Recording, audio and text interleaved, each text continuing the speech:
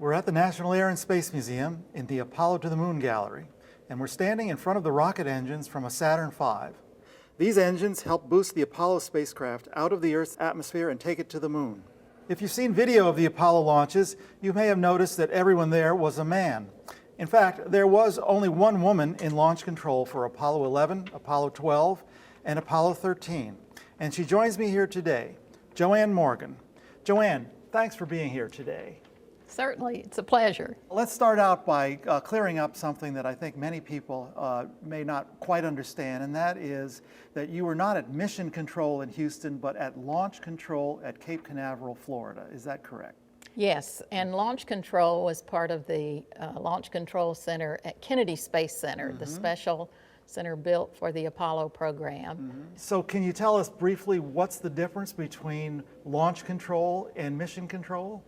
Well, preparing for launch is a huge and complicated operation. And launch control, the job that we had was to prepare all the stages, to test them, integrate them into the stack of the vehicle, put the spacecraft and the lunar module and the escape tower on that, and perform the integrated tests and then prepare it for the launch. And then as that vehicle cleared the tower, it was handed over to mission control in Houston, where they were concerned about getting the flight crew ready, training them for their mission, all aspects of the mission of landing on the moon and returning safely to Earth. Okay, so you're in the room where the launch is being prepared, and there's another misconception. There's no button that someone pushes that says launch the rocket. Is that right?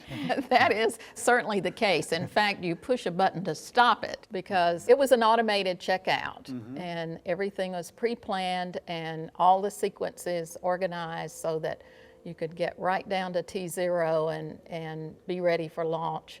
And so engineers were carefully watching, technicians were carefully watching data to try to make sure that they understood the performance of all the components of the vehicle and that they were ready. And of course, they were talking to the flight crew to see what they were showing in the spacecraft as well.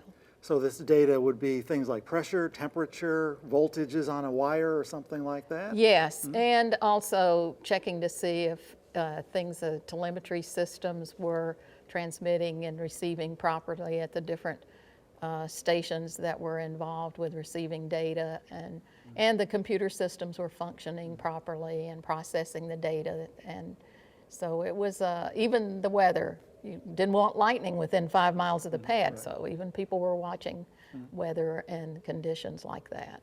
And you and other people in the room had the authority to stop the countdown if what you saw on the screen didn't look right. Is that correct? Yes, you had a procedure that you went through to notify the test conductor, and then very quickly they would have done something about assessing that mostly go into a hold. And then the rocket is launched successfully by this automatic sequence. It clears the tower, and the responsibility is now handed over to Houston. Is that correct? Correct. But your job isn't done yet, is that right? No, because we had to get ready for the next launch. We had to look at what's going on at the pad. Had a television camera been blown away?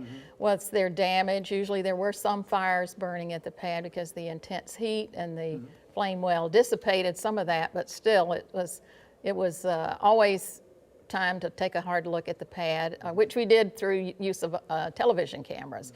So you got all that done, but you really had to get ready for another launch, which was coming up yes, soon. that was always the case. Yes. We were trying to get ready for the next launch. That's the plight of a launch team. Yes. When you're done with one, you start getting ready for the next one. Well, it sounds like a very exciting job to have, though. It must have been wonderful. It was. I never had a dull day. It was always fun to go to work. Well, Joann, thank you very much for coming here today. It's been You're wonderful. welcome.